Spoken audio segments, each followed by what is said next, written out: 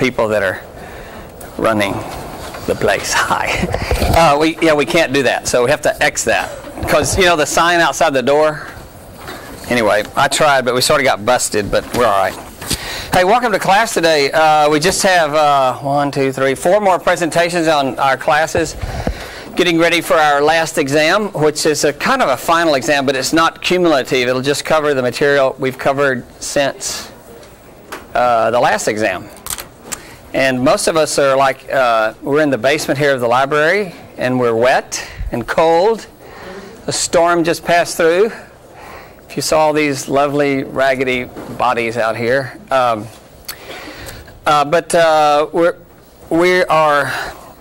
We've been looking at world religions, and last time we looked at the 4 stages of faith development, and by Westerhoff, if you remember that. And I can't find them to go over them, but I know we have them someplace. I don't really need to go over them because you can just look back in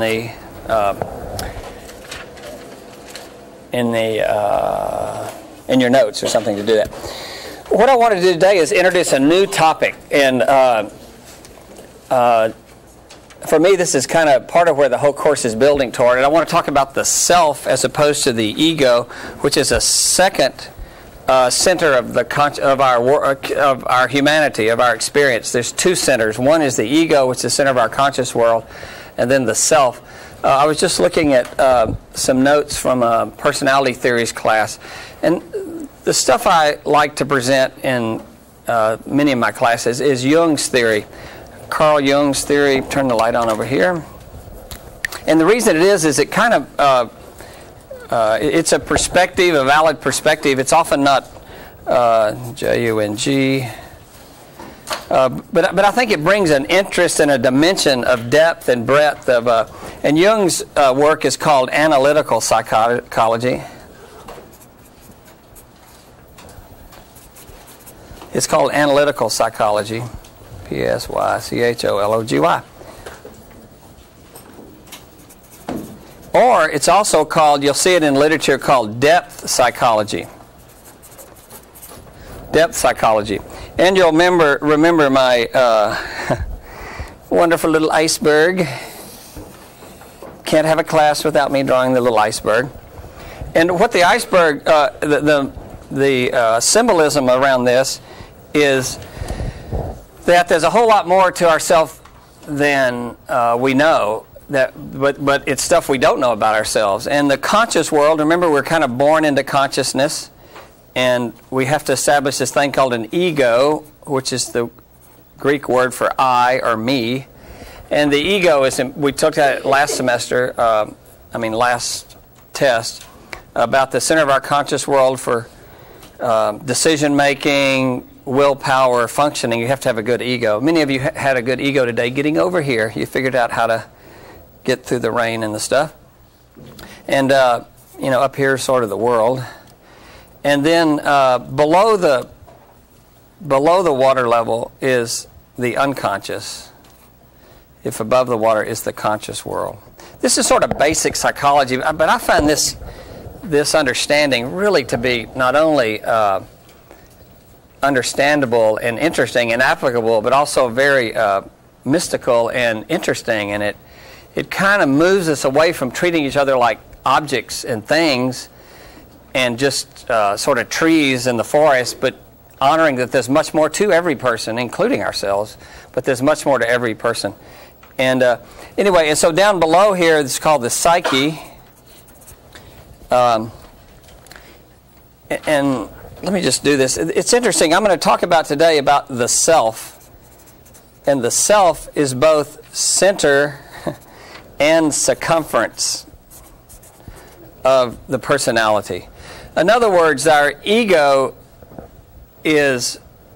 owes its existence to the self. We talked about the creative daimon in the first half of the class, that we come into this world, as Wordsworth said, on a trailing cloud of glory. There's just something of our essence that is more than just animal or machine.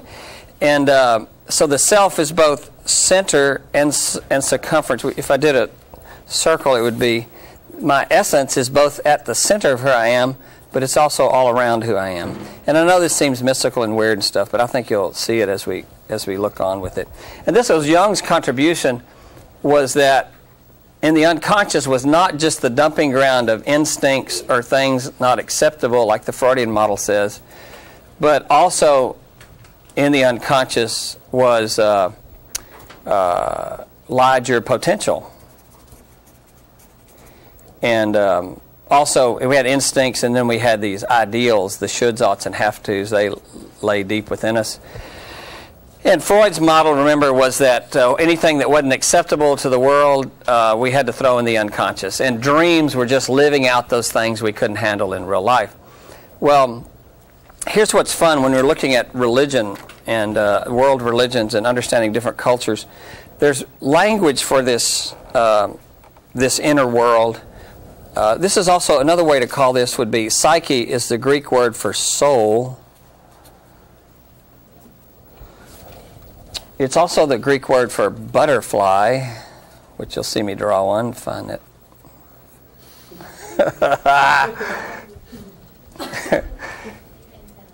What? Yeah, oh, antenna. Thank you. Anyway, this butterfly is in big trouble. But a butterfly is a great symbol, isn't it, for life, that we go through the experience of being put in dying eggs in a chrysalis cocoon, and then we're come out with new wings and new life. And we kind of go through this over and over in life, where it seems we move from one place of being to another place throughout the... now let me tear this up and show you, use this, because I want to show you that the religions of all world religions since the beginning of time always talk about this inner world, and I want to just talk about what it is. This part here called the psyche, and you'll know when psychology is study of psyche, and psyche would be soul, would be study of the soul. It's interesting, we've made it just the study of mind, and we forget the breadth and depth of our humanness. Psychopathology, psyche is soul, pathos is suffering, ology is study. Psychopathology would be how the soul suffers, the suffering of the soul. So if someone comes into my office in my private practice and they're depressed, really depressed, well, obviously there's a medical origin, perhaps. We look at that. We look at a lot of things. But we'd see the suffering of the soul in the depression would be, it's almost like the self, the psyche, the soul, is expressing itself in this suffering. So it would be psychopathology, anxiety. And rather than write people off as, oh, you're just some sicko, take this pill, do this, you'll feel better, that's not to say people don't need medication. But to see, what is the soul trying to say here? Why is this person... Depression means to hold down. What's being held down? Often it's a grief or a loss that's just overwhelming, a sadness. Anxiety is fear, and the ego is often being threatened by something without or something within, and the ego expresses all this anxiety. And so it's like, gee, I wonder what the soul is trying to express through this suffering. What's going on underneath? So let me give you some of the language here of what we call this.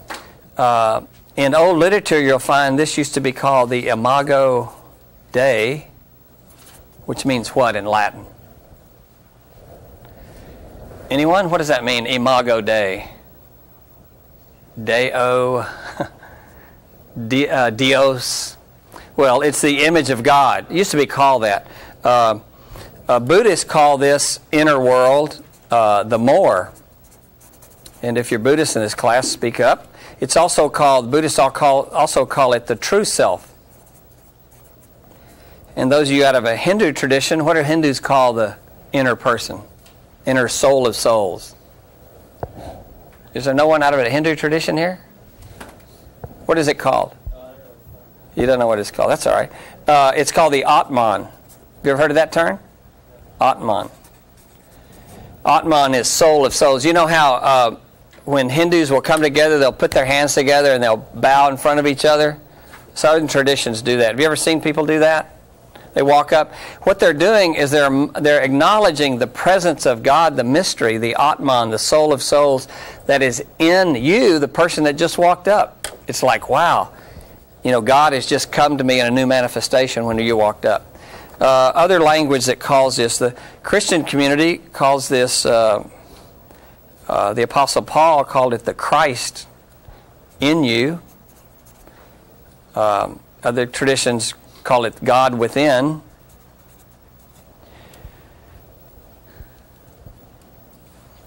Other people call it the real you. You get this? It also can be called the inner world.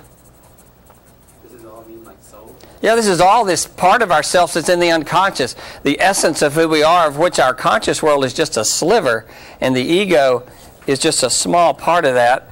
These are just names for this mystery. That'd be another word, is your mystery. Another word is, you'll see this in New Age stuff. It talks about your potential. See, I've also seen it called, this inner world is also called the not yet you. It's the part of you that's not yet, that will come forth. That's waiting to come forth. It's also called the divine spark.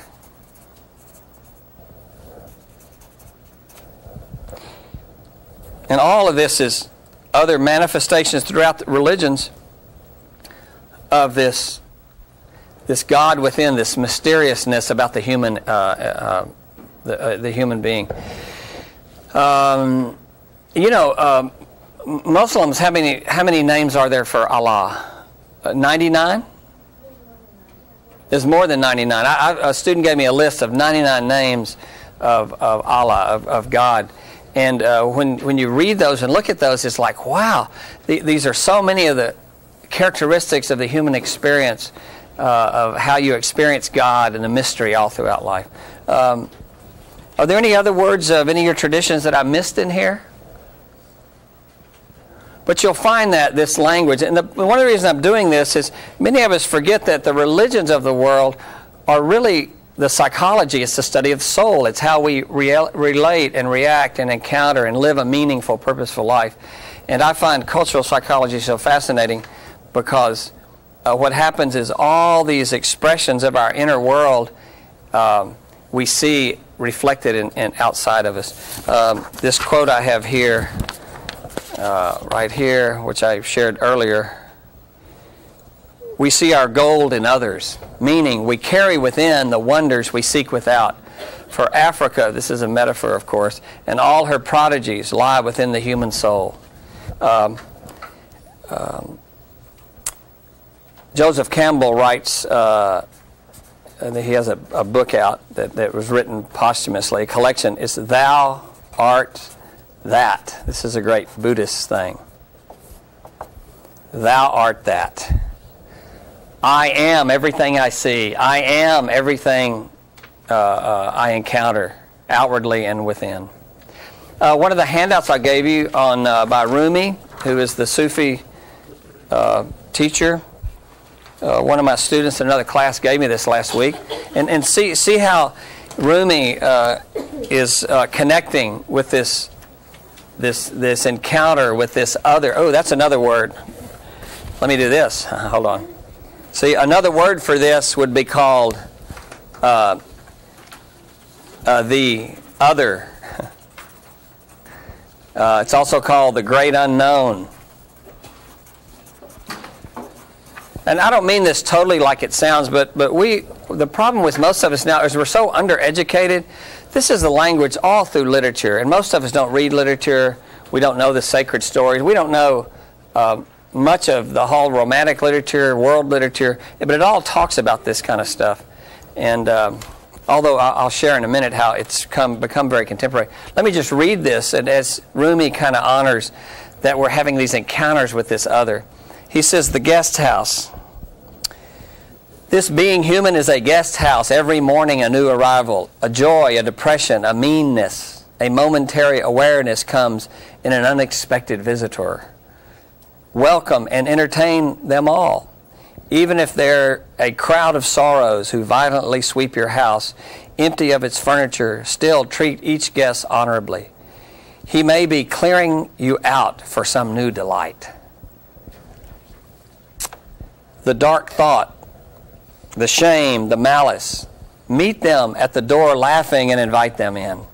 Be grateful for whoever comes, because each has been sent as a guide from beyond. Now see, that's a Muslim, Sufi, desert dweller, 14th century mystic man. And yet I find his words just radiate with the experiences of my life. See, the experiences that I have with the mystical, the strange things that come in and out of my world. Well, all of that would be an encounter with what we call the self. Flip over on the other side of that, and I'll read this just because this is from Edward Edinger, a book called Science of the Soul. And for those of you on watching it on tape, you can get all this on their internet, on the website. And he says the self, there it is, the self, as opposed to the ego. He says the self is a very big subject indeed. It is what you come to if you penetrate all the way to the core of the collective unconscious. You know, kind of the waves and the ocean, if you go deep down the ocean. One of its features of the experiences of the self is that it opens up one to the awareness that there are two centers of the psyche. That's the momentous discovery of the 20th century made by Carl Jung. That there are two centers of the individual psyche, not one. The ego is one and the self is the other. And when the experience of self erupts in the individual, suddenly one is aware, I'm not alone in my own house. Somebody else has been living here all the time, and I've never known it. He says, that is a momentous experience. The prototype of this, of course, is the experience of the external other. We all have the experience very early in life and learn to adjust to it. The very young child realizes that it is not the center of the universe, that there are other centers that claim equal consideration. That then leads the whole phenomena of socialization of the ego, the realization of the outer other. The experience of the self is the inner version of that experience. And sometimes the impact is so great it shatters the ego. It can generate psychosis, this kind of experience. But when the ego is sufficiently developed, it is able to take the experience, and then it is possible to assimilate it. And see, we would say the Prophet Muhammad had this experience with God, see, and the whole of Islam came from that experience. But he had an experience and got these teachings. We would say Moses, Jesus, the Buddha, many leaders and teachers have had this inner encounter that is the theme of all our religions. Now, what often happens is that there is some religious or mythological system at the disposal of the individual. The experience will be assimilated into a particular religious formation, and it will be described as an experience of God within the precepts of that religion. But what we now have for the first time, Edinger is saying, is the opportunity to create an empirical science concerning this level of psychic reality. Always before, we had innumerable creeds of one kind or another, but we've never had the empirical science of this phenomena, and this is what Jung has made available to us. So see, we're kind of moving in to look at something very honoring something different. Now let me, if you're getting confused, let me give you other ways we encounter this. Let me give you some ways we encounter this, and I'll come back. See, ways we encounter the self. And actually, the best word for the self would be capital S. It would be sort of God within, or mystery within, something within us that's greater than us. Like, how many of y'all had a dream in the last week in the class? How many have had a dream where you woke up in the morning and went, gee, man, that was a dream? See, I had one 2 nights ago, wrote it down. I've been having my dreams analyzed and looked at for 20 years, 22 years, because I had an experience where I realized, man, there's something going on. I want to learn what they're saying and what they're about, not just blow them off. But ways we encounter the self. We encounter in fairy tales, stories. We'll talk about the mystery. Suddenly and without warning, it'll say. See? In synchronicities.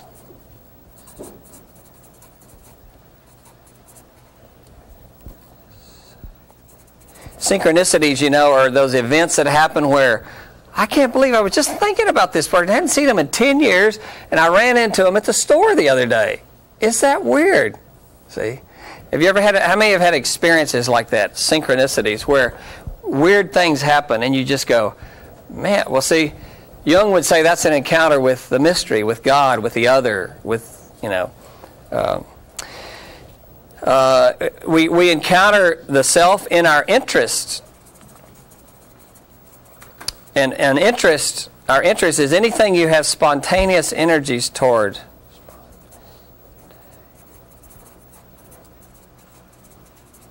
I mean, whatever turns you on, you ought to pay attention to, because that's probably your acorn, your true self.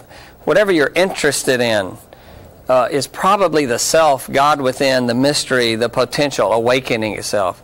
See, whatever you have spontaneous energy toward, you ought to kind of think about that. If you want to know what you're supposed to do with your life, or what do you want to do, follow your interests, follow your desires, and of course, dreams. And outer crises, you know, emotional and otherwise. Crises we have in life. Being a psychologist, people come into my office and they're usually in crises. And my question always, and doesn't come the first, but I start thinking, I wonder what the meaning of this is. I wonder what the inner world is trying to communicate. I wonder what loss, what new opportunity the person's having to deal with. I wonder what encounter with the self, with the mystery within this crisis is about. And then when we have aha experience, and shoot.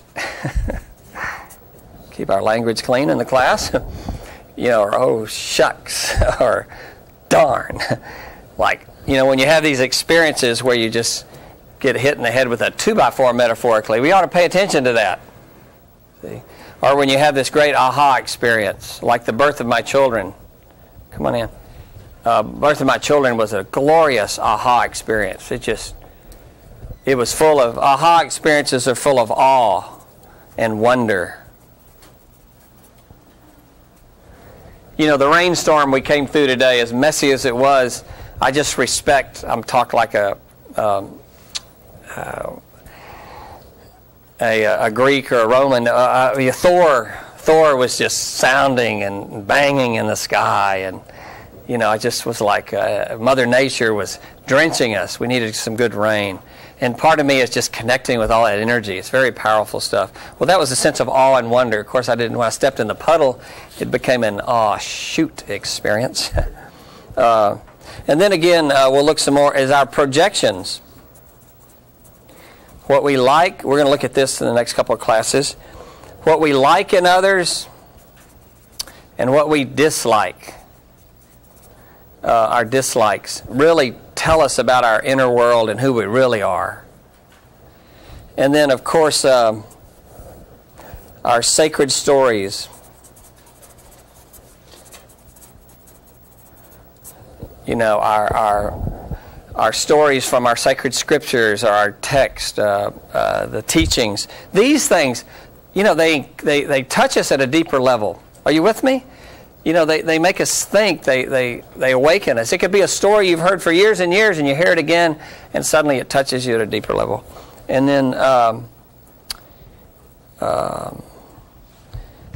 projections, likes is anything we admire in someone. We ought to pay attention to that. And something that repulses us. We ought to pay attention to that, because there's something beneath even the repulsion that's very positive trying to get with us. And there may be, and there's probably myriad of other things where we encounter this mystery. Let me throw a few more in here too, since I'm just kind of doing this. Another one is anything that resonates. If it turns you on. Now this might sound kind of weird, but if you like to dance, the music, if it's something that's moving you, you feel the vibes inside, and it's making you feel alive, it's taking you into another place. Well, see, you ought to pay attention to that. That itself is an encounter with the self, with mystery. Remember, I'm not talking about doctrines and beliefs. I'm talking about an experience of something deeper than your ego world. Anything that takes you into depth, deeper into life, a death, a loss, a tragedy. Who hasn't been heartbroken over some sweetheart, and it just takes your breath away, and you go into a grief or a loss? Well, that's a numinous, that's a sacred experience with your deeper life. Are y'all kind of with me in here? Just the concept of those unknown things we have, and some of them we know. And see that the soul yearns for those kinds of experiences, because that's what gives us vitality and meaning. And then I'll write another word here, if I can. Numinous. N-U, numa, N-U, numinous. And numen, N-U-M-I-N, is actually the Greek word that means to wink. Wink, like wink your eye. A numinous experience is when you have some encounter with the sacred, with the other, with the mystery. Walking out to get the paper the last morning, a couple of mornings ago, as I was going back in, I have this planter box, and down toward the bottom, it's just mortar and brick in this little planter box. But there was a white impatient flower. Apparently the seed somehow got in there. And I just got real close and looked at it. There must have been some dirt in there, and then the seed got in there, and sure enough, that thing took root. And here at this solid brick wall is this big white impatient flower. And we'll take a picture of it this weekend. But I was just like, it took my breath away. I go, isn't that interesting? Look at that. And see, it was as if the mystery in nature is just winking at me and going, so you think you know everything that's going on. I can grow where I want to grow. See, it was almost as if the flower gave me a surprise, something of beauty. Another numinous experience, it's when we have this encounter, something that takes our breath away. We see some wonder and mystery. A couple of years ago, a friend of mine works in Herman Hospital as a psychologist, and she said, I was explaining numinous to her, and she said, oh yeah, I know about that. She said, just the other day, there was this black dog that was out in Herman Park running around, and I stopped and looked, and there was this big black butterfly. And the dog was chasing the butterfly, and then the butterfly chased the dog. And then the dog would run away, and then the dog would turn after the butterfly, and the butterfly, you'd think, would like, I'm out of here. But the butterfly turns around and goes after the dog. And she says, I couldn't believe it. What was going on with this butterfly? I didn't know the dog could eat it. But she said, so I went down the hall, and I got a bunch of, I said, y'all come look at this, come look at this. And here this dog and this butterfly are gambling, as it were, playing. Just frisky all there. And nature's doing this numinous winking, like, isn't life interesting? And she said what was interesting is nobody else really got it. How wonderful and mysterious this was. Well, see, that would be an encounter with the self. Something that takes out of your superficiality, out of your ordinariness, where you realize there's more to life. See, numinous experience. Okay. By the way, the other day somebody said was speaking of his two brothers, actually, and he said, "Yeah, deep down, they're very shallow." And I thought, what a beautiful oxymoronic statement. Deep down, they're very shallow. Well, an encounter with the self, and what I'm trying to do in this class, is deep down, we're very, very deep. But a person who's not in touch with the deeper world, deep down, they're very shallow. So I thought that was so funny. About 3 of you are laughing, but no, that's okay. Okay, so we're going to come back and we're going to have our presentations, and then I'm going to present some more stuff about the self in relation to ego and some good stuff to look at. You want to come and do it now? Clarence and Young. Y'all give them a hand. We have our little presentation today. We'll jump into it.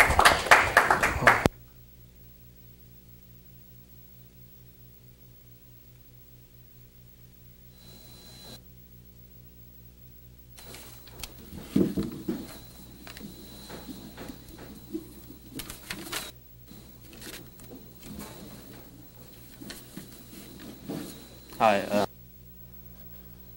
and it was about the Jews in America and in Israel. In the 1960s, there were approximately 1.9 million Jews living in Israel, and at that same time, there were 3 times as much Jews living in America. Since then, about 40 years later, Israel has grown to about 150% more than that population, up to 4.6 million people, million Jews, while the U.S. Hasn't grown hardly in the Jew population. In Israel, the Jewish population is the most demographically vibrant, and in Israel, the average age well, right now, the average age of Jews in Israel is 29 years old, and the birth rate per mother is 2.6, and there are hardly any intermarriages within the Jew population in Israel. But on the other hand, in America, the average age of a Jew is 39, and the birth rate per mother is 1.6, and the intermarriage exceeds 52%.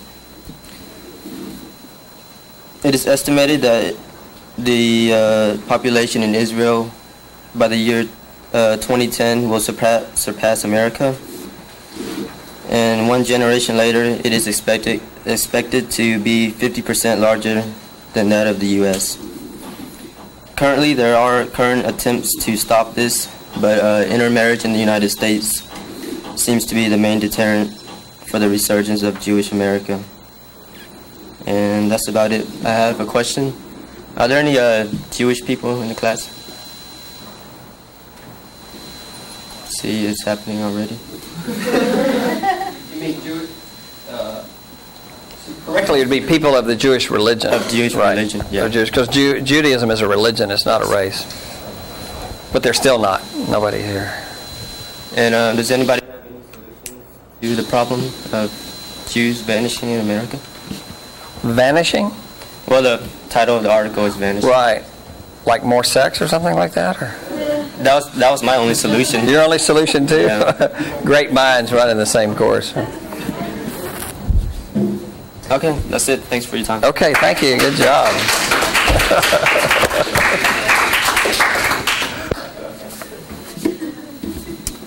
Hello, everyone. I'm going to do the article on At Home in America, and we have someone missing today who is going to do the Ivy League Gomorrah. They're not here, but I have read it, so I'm going to go ahead and present that as well. Okay, great. Thanks, Clarence.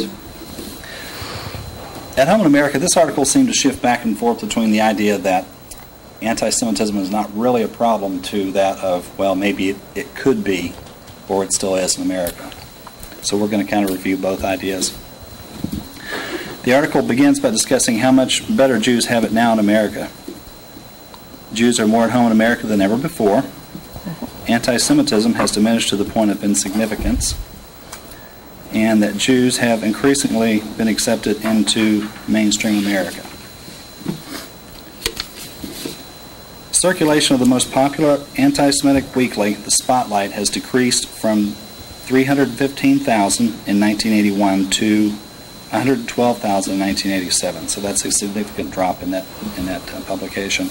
One of the things we have to keep in mind with this article is it's a very old article, so we don't really know what today's numbers reflect.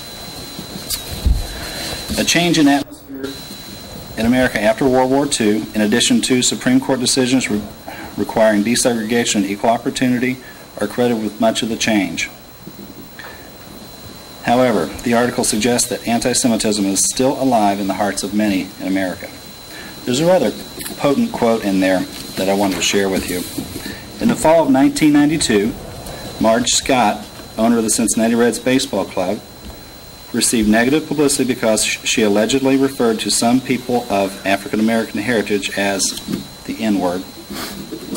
When interviewed by a reporter from the New York Times, she acknowledged receiving a Nazi armband with a swastika on it. And here's her quote to that reporter: "I keep it in a drawer with my Christmas decorations." So that swastika was as important to her as any Christmas decoration that she might have. That's pretty potent. That's pretty scary. Anti-Semitic stereotypes and sentiments are far more widespread than the behavior itself, according to the article. However, the article again shifts gears and shares some experiences that would suggest otherwise. Behavior of adolescents in college campuses, discrimination in the workplace. A study of 4,340 senior executives in the nation's largest businesses in 1979 and 1986 compared the percentages of people of different religions in executive positions. Yes, Stacy, can you turn that on? Isn't that great? Instant service. I can just share the numbers with you. You can see them. Yeah, leave them on there. Can you see them? Yeah. Scoot it up a little bit. Okay. Jews, go ahead. Okay, in 1979, as you can see by the numbers, Jewish Americans only accounted for 5.6 of the executive positions in America. However, by 1986, that number had increased to 7.4%. There's an interesting side note to this, though. While Jews only accounted for 3% of the nation's population, they accounted for 13% of executives under the age of 40. So that's a significant statement in and of itself. Well, why do you think that is? Not really sure. Anybody have any ideas? I'm concerned that the Protestants were dropping off so much, and that's where I come out of. My egocentricity says. Intermarriage has also shifted. Prior to 1965, we'll get the slide back up? Yeah, it's up. Okay. Can you see the little monitor underneath you? Yes. Yeah. Okay. When I looked down there, it was still me. Oh. Okay. Prior to 1965, the percentage of Jews selecting other Jews or of the same faith for lifetime partners was 89%. By 1990, that had dropped to 43%. So this suggests, according to the article, that those of the Jewish faith and other faiths are becoming less concerned with discrimination and the issues that their children might face in school and in the workplace. Do you see that as a good thing or a bad thing? I'd see it as a good thing. Do you? Anti-Semitism is not one of the major concerns in the nation. There are many other issues with race, gender, and ethnicity in the United States, and the article suggests that this is both good and bad news for Jews. Good because at least they're not the current target of discrimination on a large scale, but it's bad news because non-Jew Americans are not paying attention to the prejudice that has existed for over 2,000 years, and so they're probably not doing anything actively to address those issues, and it might come up again. I have a couple of questions for you. Do you believe that Jews are still the target of prejudice in America? Does anyone still believe that they are? I don't think so. I have several Jewish friends, and I was reading the article and writing my summary on it, and I kept asking them, have you ever heard about this, or have you ever experienced that? And they had never heard about any of that. So Wow. I don't think Jews are still persecuted. Okay. Very good. Can you think of any other... Wait. We have a couple more comments. I'm sorry, I missed one. Yeah. I apologize. Samara? Oh, that's okay. I just wanted to say, the article made a good point by saying that there's still, anti-Semitic sentiments that exist. I mean, especially when they mentioned the African American community, especially in New York City. Yes. But the amount of anti-Semitic behavior has decreased significantly, and so that differentiation, it made it more clear when they said that. So. Yes, absolutely. Back to your question about this, do you think it's a generational thing? Do you think your friends potentially don't experience this just because there have been several generations? Probably. I mean, I couldn't speak for them. Okay. I don't know don't if maybe think they'd shared anything with you. Or... they didn't like share me with their father's experience with. Yes, as far as a question. I don't think they're like I don't think they're the main target, but they still are, and unfortunately there are anti-Semitic things, and like when the Passion movie came out, Yes. there was this whole craze of anti-Semitism, and they were blaming Jews for his death and everything, and even in the Denver newspaper, the headline said, "The Jews killed Christ." Right. So there were spurts like that, I guess, did bring in anti-Semitism to like a real high, but I don't think it's the main source of discrimination. Okay. Yeah, and since 9/11, who else is being discriminated? That was my next question. Can you think of any other Yeah, isn't that Americans great? We're so discriminated against together in on the same way or at the same level? Any other culture, any other group that Americans target, either consciously or otherwise? Yes. Well, for right now, Arabs, that's the main target, especially, I mean, it's very clear at the airports, especially me, I travel a lot, and so I see it a lot when I go to the airport. Random checking is not so random anymore, and that kind of stuff, so. How do you deal with it, Samari? Do you just, do you just go with it, or do you? It's really interesting because it's even a differentiation between females and males, and so I won't get as much of a eyebrow lift as maybe my dad would or something like that, and I just think they probably think that we're just not as much of a threat than males are. And we just kind of deal with it. I mean, we can't really do much about it. We just kind of go with the flow and do what we have to do to get to wherever we want to go. Right. Wow. I just have a comment about random checking. Like, I was flying like a couple weeks after 9/11, and they were doing the random checks, and my name and my sister's name came up, and we were standing at the end of the line. So they just came and like looked at us and said, "All right, you guys have to fine, just go on in," even though our name came up on the whatever randomness list. How'd you feel about that? I was kind of disappointed in them, but happy that I got on the plane. Okay. Any other questions about that particular article? Okay. The other one's very short. It's only a one-page article. It's got some potent ideas in it, and it's called Ivy League Gomorrah. It's a question. 5 students say that Yale dorms are too risque for them. Does that trample their religious freedom? And it talks about a tour of the dorms by a freshman, and he was rather surprised at the close proximity of males and females within the dorm. While they're not on the same floor, it was just one little staircase away. Another thing that was offensive to him was a container of condoms that was readily available for anyone, I guess, who wanted them, and it had some kind of signage on it that said "the good stuff." Campus policy at Yale refuses to allow freshmen to live off campus. Their philosophy is that students need to learn to live and let live. However, they tend to kind of wink at it. If the student will go ahead and pay their dorm fees of $6,850, they don't really care where you live. You have an on-campus address, and they don't really care. So that was offensive as well. While Yale may be the battleground, this is likely not a uniquely Jewish issue. The article is suggesting that they weren't just targeting Jews. It was just any culture that happened to have religious issues. They weren't willing to face these. A couple questions about that article. Do you agree with the idea of co-ed housing?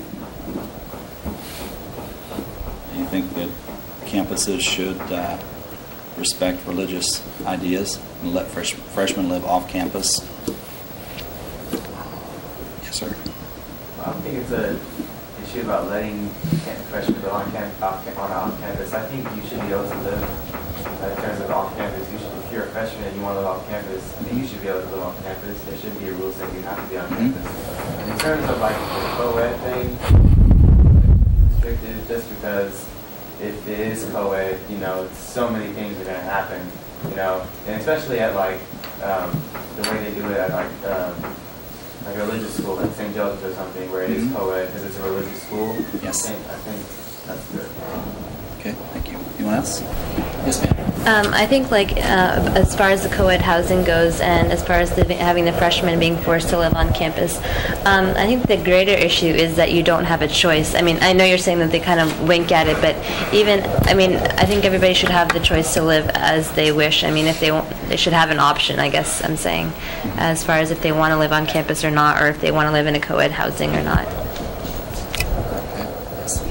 But I think Yale's point is a valid one, that they're kind of like people would choose to live in their own shells sometimes and refuse to deal with the greater culture. That I think there has to be some degree of acculturation, that you have to learn to live within other people's society, and you have to learn to deal with them, not hide from it. You just addressed my second question. Thank you. Anyone else have any thoughts on that? I guess that's it. Way to go, Clarence. Big hand for Clarence. Thank you. Yeah, some of these articles probably need a little working on, don't they? But that's interesting. Yeah, one of the things we'll look at when we go to the Holocaust Museum, and those of you, you get 2 extra credit points if you go to the Holocaust Museum and then write it up. About a page and a half of your experiences there. But one of the things we'll discover, in fact, I guess I didn't need to rip it, but I did. Oh, this is yours. Yeah. Thank you. Is that down here in the unconscious, too, are our wounds, and as well as our gifts. Remember, we talked the center of this called the soul or the self. But our wounds are down here too, and also our limitations. And if your ego is not yet aware of your own wounds and sufferings you've been through that have been repressed, what we do is we're likely to project that stuff out on somebody else. If I can't accept the part of me that's a loser, that I lose in life, but that doesn't have to, that's just part of life. It doesn't have to defame my character. If I can't accept it, then I'm going to attack other people. If I can't accept my gifts, my opportunities, if I can't accept I have those, then I might project those out on somebody else. And oh yeah, thank you for telling me too. The whole world underneath the water, the unconscious, is full of our inner world issues. And what we'll look at, and I may talk about this the week right before we go to the Holocaust thing, but if you can learn to deal with the wounded, neglected part of your own psyche, and if we could use that metaphorically to say that the wounded Jew within, it could be the wounded Native American, the wounded physically disabled person. It could be the wounded, anything that's displaced. So if you'll let me finish, I'll do the metaphor. If you'll learn to deal with the wounded Jew within, there's less likely your inner Nazi will attack other people or yourself. And a person who's attacking others and killing and destroying others, usually there's something inside they haven't come to terms with. And so we project it out on somebody else. We've seen that in racism. The whole class has been about that. Is that we have to attack those other people and things that remind us of our own limitations in life, or our jealousies, or things like that. And that's a powerful metaphor of sort of looking at who we are and what we're about. A couple of things I want to do here to finish talking about the self, and I know we're just doing it here in one class. And this is good for your for a test question.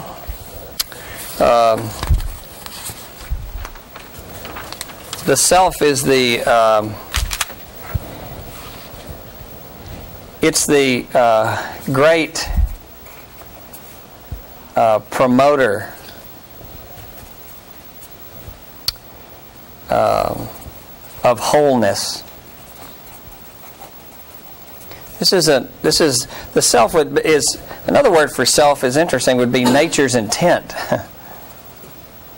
Nature's intent. I mean, who you really are, who God made you to be, what was in the acorn all along. It's the great promoter of wholeness. It's also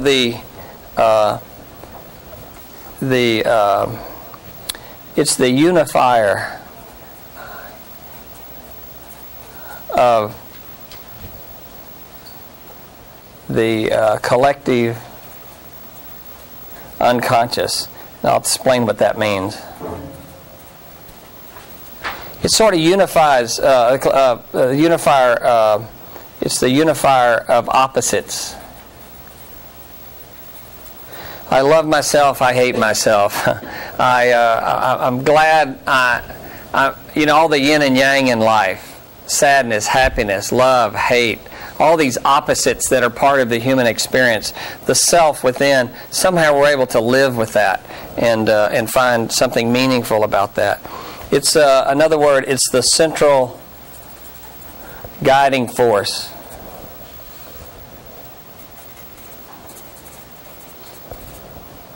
Of life. The central guiding force in realizing one's potential.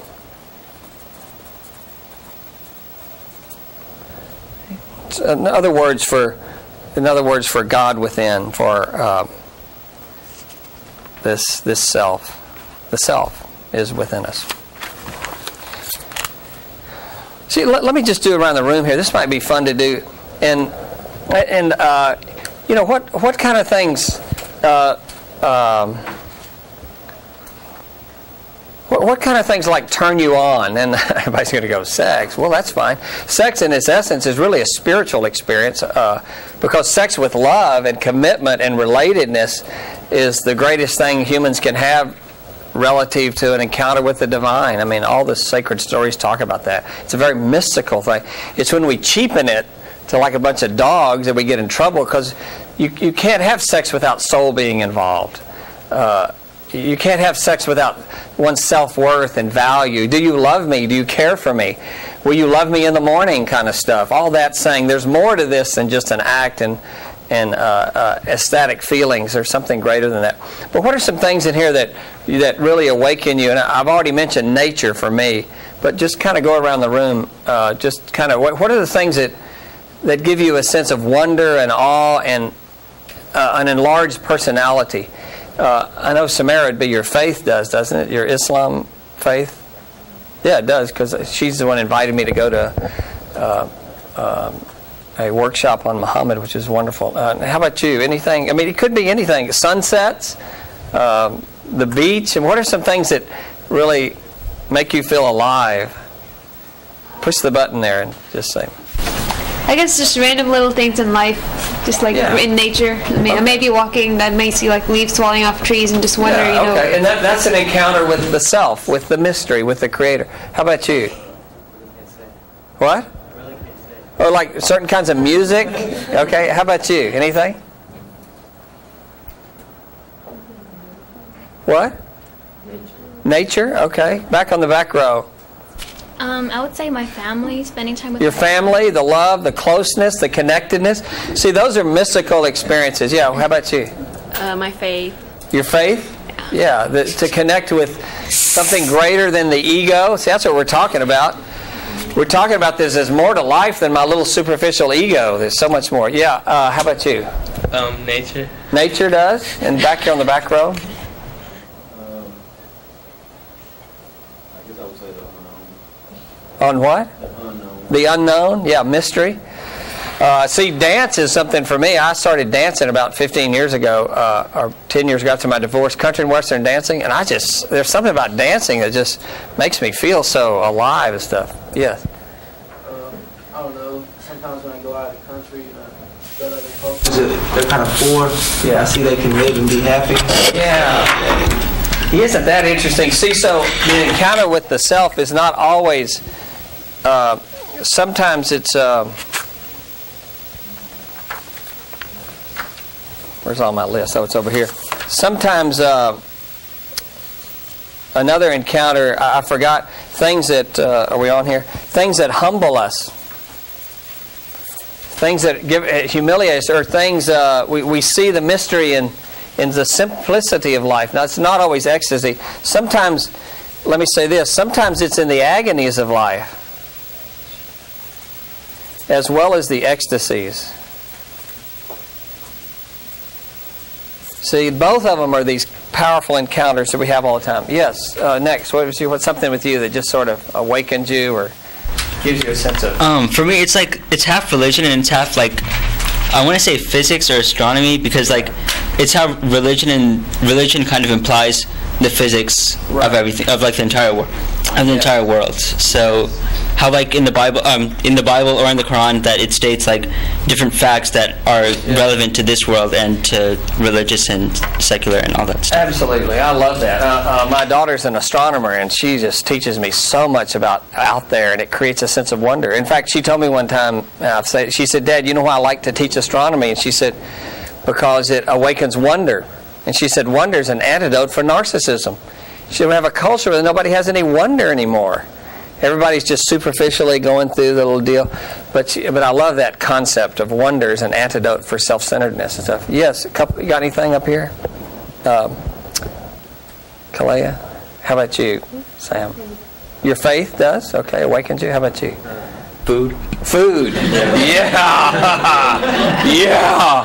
Food. Yeah, just eating for like different tastes and smells. And yeah, I love all kinds of food. But also I like it when I see like elderly people when they're healthy. I like health. Yeah. Just being healthy. Yeah. And see, all these are these numinous encounters. How about you? Anything? Music. Yeah, that is so rich. And see, music is something we all do in every tribe and culture. Yes, Andy? Waves. Waves. Are you a beach person? Yeah, me too. I love the waves. Are you surf? Yeah. Waves have a mystical something that connects us. On the back row? Nature. What? Nature. Nature, yeah. Back here on the far back, right behind you. I have no idea. I love the answer. Go ahead.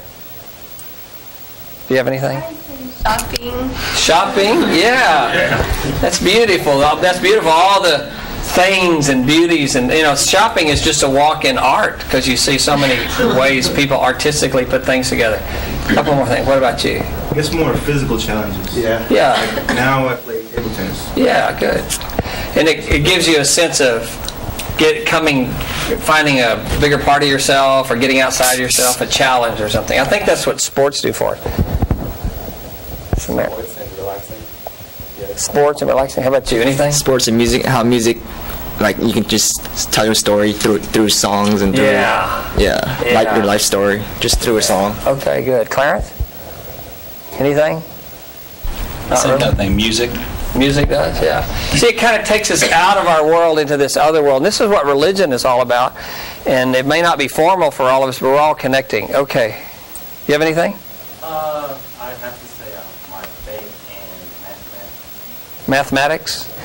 That is so good. It's the only thing I made A's in college was math, and I'm in psychology now. But that math is, how about you? Push the little button there. I'd say dancing and baseball. Wow, that's good. You got tickets to the game? Baseball players? Do you date a baseball player? Yes, and over there. Y'all have anything? Yeah. Getting away from everything, like going out of town and stuff, like going, like traveling. Yeah, traveling and seeing and responding. We carry within the wonders we see of that. I think another one for me has become solitude. That ability to be alone. Anybody like being alone? I mean, in your own inner world. Now, it's something I couldn't do for 50 years, but through a lot of suffering and stuff for the last few years, I've learned not to just be by myself, but to be with myself in that inner world with my thoughts and weird ideas and strange things. Okay, so we've looked at the self, and we've defined ways we encounter it, and right here, because we're going to show you, we have more time than I thought. It's the great promoter of wholeness. That's a good test question. It's the unifier of the collective unconscious. That actually the union of opposites is what the mystery does. How can we all get along, when we're so different? And it's the center guiding force in realizing one's potential. And see, to the degree your religious faith inculcates and awakens all of this, then it's really useful for becoming your authentic self. Okay, we're going to look some more at this at the next class, but don't get up because I got a film for you that I want to look at. This little piece that I'm going to show you, I actually saw it about 2 years ago when I was homesick with the flu. And Stacy, come back over here. This is what happens when you mix numinous religious encounters from different cultures, and you'll see why I'm a psychologist and not an artist. If this is the U.S., kind of Gulf of Mexico, and Spain, England and Spain and Africa, kind of. You kind of get it, sort of. Kind of. Okay, well, this is a song. What I'm going to show you, this was actually done at a conference at Carnegie Hall. This is a Christian religious group singing, and so don't be offended by it, but just watch it. But what happens is this song, the tune of the song comes out of an African chant, a religious chant, but the words come out of a guy, a British, a Christian, a slave owner, a slave ship captain, and he heard this African chant, and so what he does, African chant from Africa. So here's this, the tune comes from one culture, the word comes from another culture, and it's put together in a song, which is kind of beautiful. How you'll see when 2 + 2 = 5, when something wonderful is created. And y'all probably know this song, but I like it because it has a lot of passion, and I thought it'd be fun to show at the end of class today. So let's run this film. And this guy can sing. I met this guy about 3 weeks ago. He was in town, and I went out of my way to go meet him. Stacy, you want to run that? And wonderful guy, and he's involved in helping kids and prisoners, children. Well, you can't sing like that just coming from the ego, right? You got to sing at a deeper place. That's the connection with God, the mystery, the self within. I thought it was a great example. Great. I'll see y'all next class. Stay dry. It's probably already passed.